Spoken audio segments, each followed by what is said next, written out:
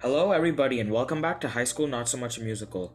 In part two of our conversation with Mr. Carlson, we'll talk about his first person account of when President Bush was told that the Twin Towers were hit and the events that occurred after. We'll get to that right after this.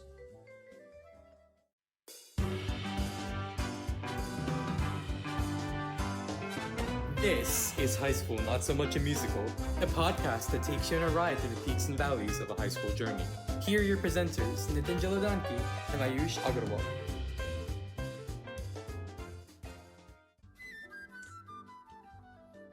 I feel like I don't want to spoil anything that's like written in your book. Oh, So okay.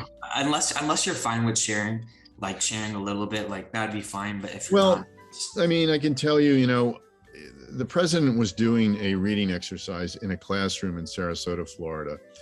And there was a teacher and she had a class and they were literally reading out loud and reciting sentences as they were reading. And it was a pretty impressive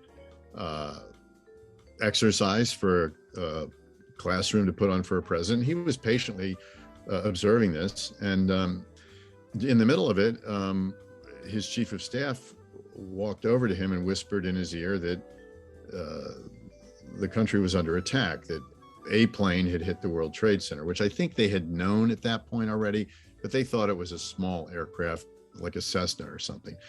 He told him that, it was apparently a large commercial aircraft. And then he told him that a second plane had hit as well. So Bush was as shell-shocked as everybody else. Now, we had all seen it on a TV monitor as if there was a feed coming in from New York on this. And so I think the people who were actually tuned into live news coverage from New York were actually ahead of the people in the government at that time as to really knowing the depth of what was going on, that it was really serious. So it took him about 5 or 6 minutes to wrap up in the classroom in a respectful way. And after that, he delivered a statement at another venue in the school about what had happened and how they were trying to rally together different parts of the government to figure out what exactly was going on and who was behind it. He then left Sarasota and flew to 2 different Air Force bases. It was sort of looking for a safe place to be. I don't know that there was any playbook for what a president should do if they're on the road and all of a sudden the country's attacked like that. But at any rate, they went to a couple of Air Force bases as they were sorting things out, and they sort of had a safe refuge there. And he was able to attend a secure teleconference briefing at one of these Air Force bases.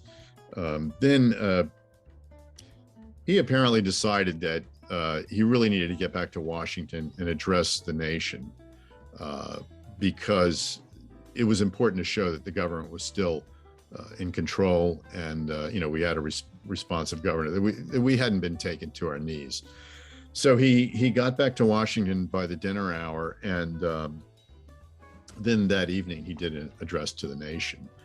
In the meantime, the traveling press, by the way, the travel pool, which is about 13 or 14 people, were on Air Force One with him, and they returned to DC. There were about 60 other press members at that time who were on a chartered aircraft who could not get back because the skies were completely closed, and it was impossible to get a plane up. The White House tried to get our aircraft cleared to fly, but they were almost there with it. And then at the time, it was a Northwest Airlines charter.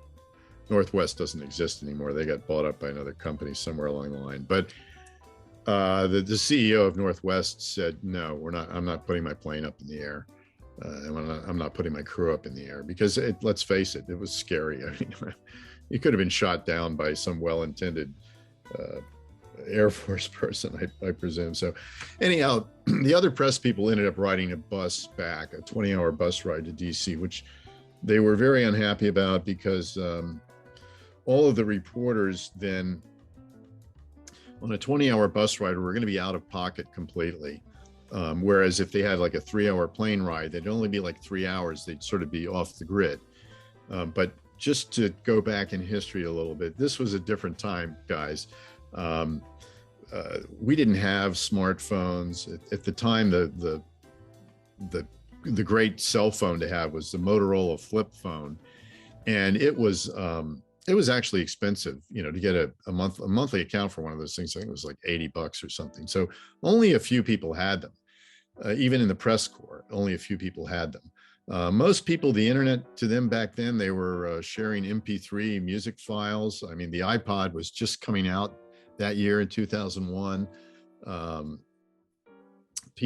More people had like AOL email addresses probably than Gmail addresses back then. And so it was really a different era than today. The connectivity we have today did not exist. So that's why folks were very unhappy about being out of pocket for a 20-hour bus ride back to DC. But having said that, once they got back, there was still, they had 7 more years of war making to cover. So nobody really missed out on anything. That's pretty much the story there. I mean, anyone who's really interested, go find the book on Amazon or Apple Books, and you'll get the real up-close version of it. Yeah, that sounds really interesting because I was really into airplanes in like middle school, so like from 2016 to 2018. And then during that, I remember watching like a ton of documentaries about 9/11 and just how everything unfolded, all the different types of airplanes and stuff like that.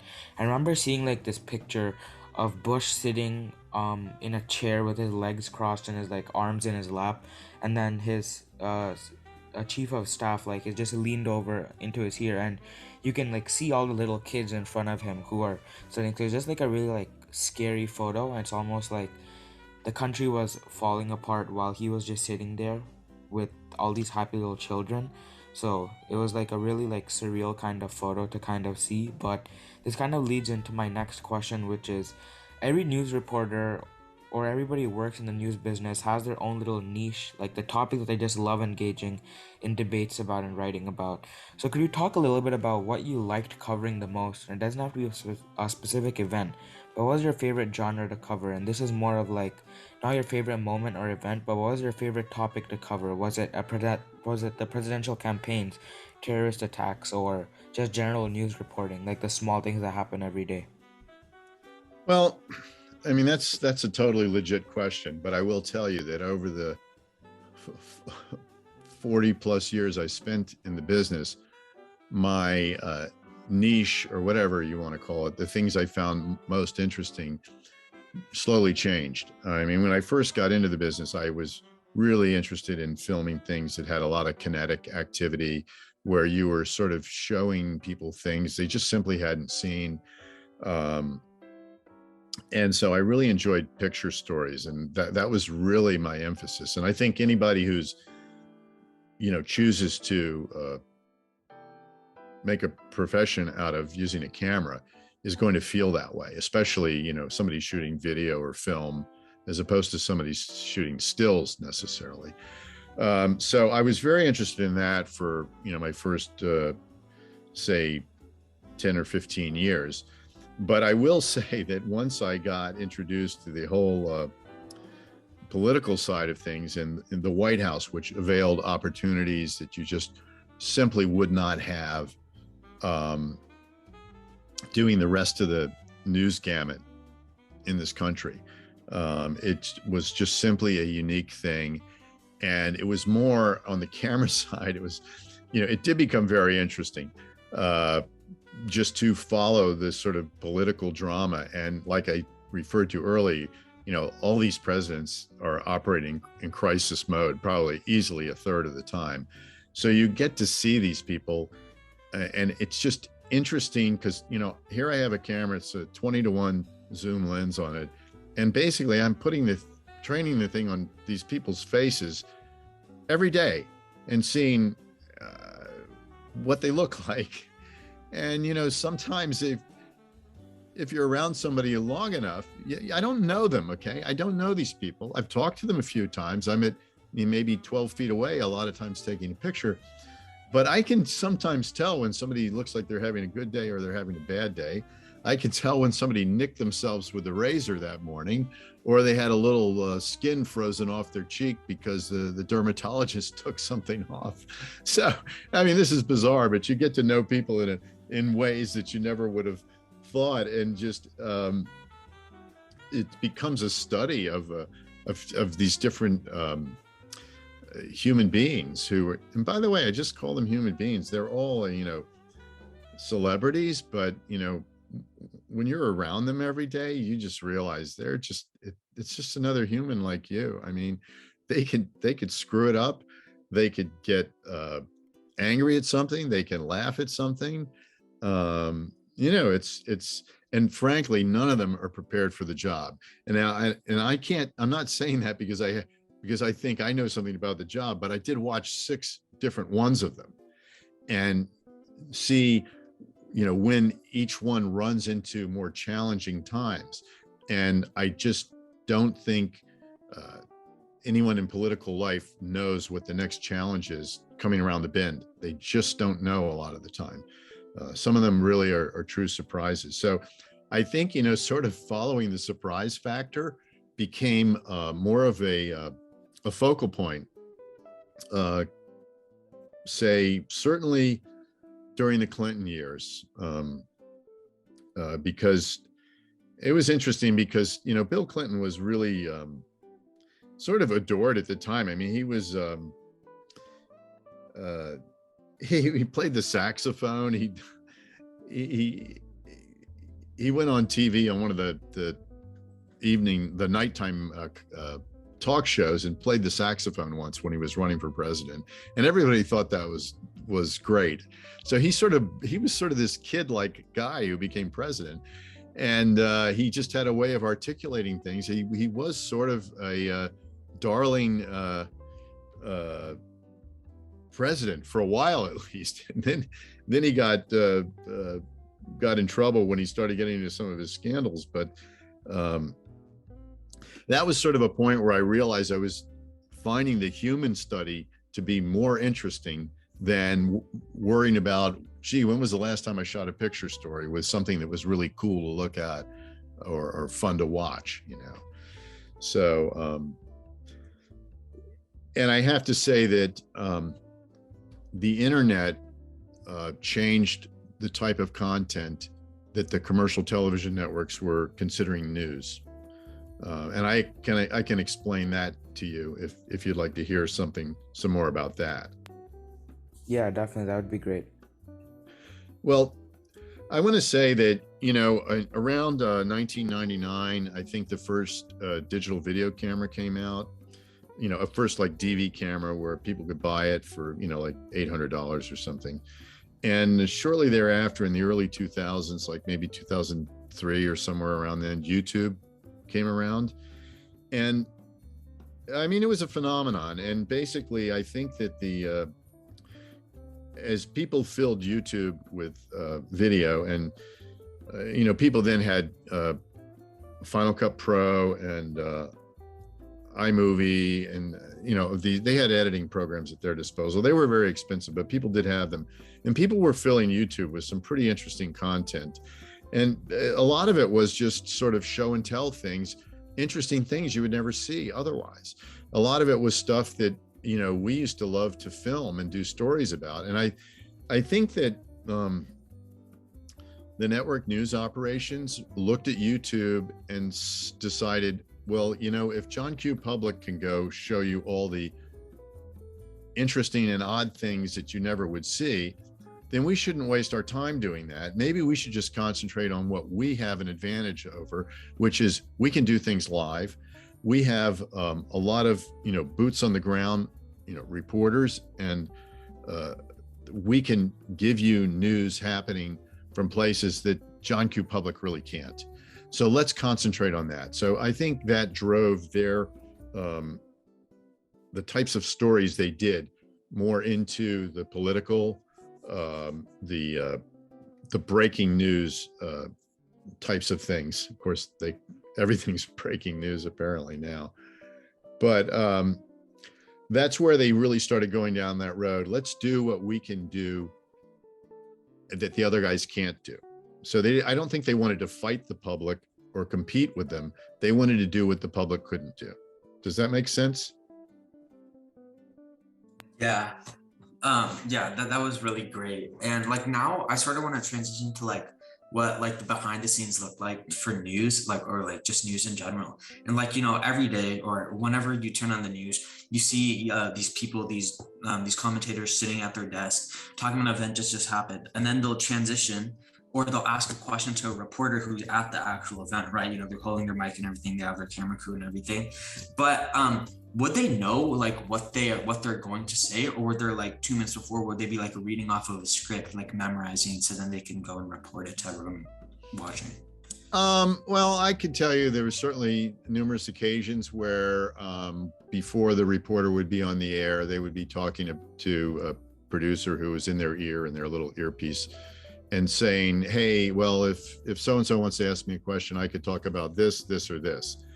So it's almost like you guys telling me, hey, we want to talk to you about these 4 or 5 things in this little interview. So the people in the news shows want to at least have a little heads up of what direction it's headed in.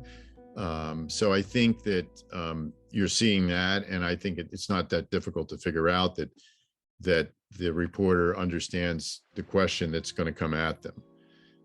So there's no big surprises. Now, I can tell you that once in a while there was a big surprise, and I did see, reporters upset, like I wasn't expecting that one type of thing, you know. So I think generally they try to keep it to a couple of, say, agreed upon topics, agreed upon questions, basically. That's pretty much how the business runs, I would say. So like if there's like these couple of agreed upon questions, would these reporters know their answers like word by word? Or is it this sort of thing where like, oh, they've been, researching about it for like the last couple of days, so they just know what to say, like they can fill in those words if they know the general idea? Well, I would tell you the reporters that I worked with were just absolutely top notch. The people at the network level they are really highly skilled at committing to memory sort of phrases and talking points and sort of bulleted points that they have really gone through in their stories. So, look, you have a reporter who's, say, spent their entire half a day or an entire day writing a certain story. And quite often these stories are only about 1:15 long. So they're very, very rehearsed on their script. They're very good at committing things to memory. It's very rare that one of them sort of has draws a blank. Some of them will have a few pieces of paper in front of them, like maybe on an easel, that has like some of their major sort of talking points, maybe up in 20-point fonts, so they can just glance at it and boom, they just see a little bulleted thing, and then they know, 3 words or whatever that tips them off to their next thought, so they can sort of pull these things out of thin air. I'll tell you, if you sat there writing a script all day about a certain topic, you'd be pretty familiar with it by the time you got to going on the air live. So they're very skilled at that. Yeah, so thank you so much for that insight into the news reporters and how they exactly portray their news. So one thing that we always ask every person that we have a conversation with is to give some tips to the audience.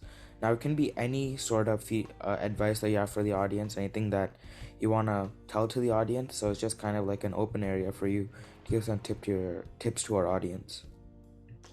Any tips to the audience? Well, I would say, given that I was a part of what, you could call legacy news media as opposed to new media,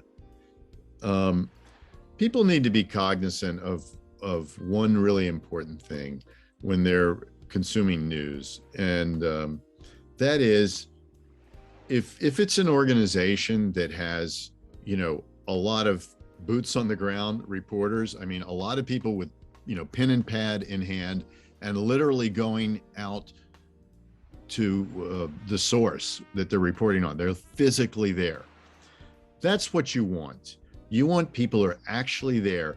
Now, I realize we can all sit at a desk and on a screen and cut and paste and that sort of thing, but it's harder and harder to get people on the telephone or on email.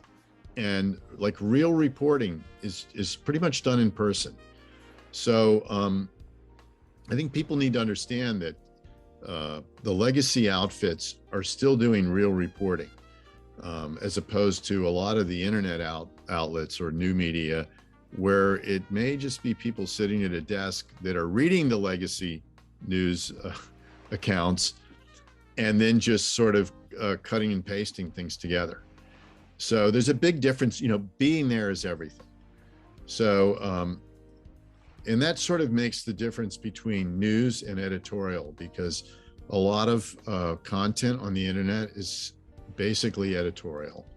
The people weren't there. They're just sort of commenting on things they've already read about and sort of adding opinion. They're not actually adding fact to it. So my advice to the public is learn how to differentiate between something that's actually news and something that's editorial.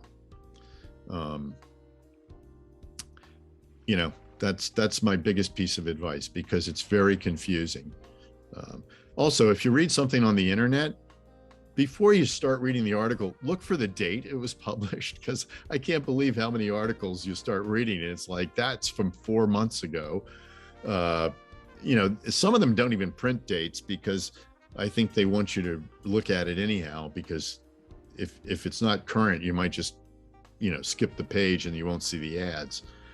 So just be cognizant of the date of an article on the internet and look at who wrote it. That's all. I mean, who do they work for? So that's my biggest piece of advice, as far as, your news goes. Okay, yeah, thank you so much for that, Mr. Carlson. And this marks the end of today's podcast. It was really great. We got to look in. We got to look into how news reporting works. We got to learn a little bit more about 9/11 with Mr. Carlson, who was there with the president during that time. And just as a reminder, you can check out his book 9/11 with the POTUS. It'll be linked in the description. But yeah, thank you so much, Mr. Carlson, for taking your time to come on. And that's our show for today.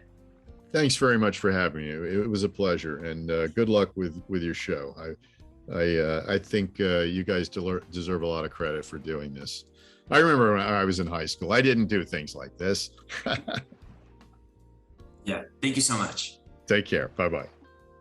High School Not So Much a Musical is hosted by Ayush Agarwal and Nitin Jaladanki. Narration by Samhit Padala. Music from Louis Luang Relaxation Cafe, Tune Pocket, and Infraction. If you like the show, please recommend it to your friends and family. Thank you for listening, and see you next time.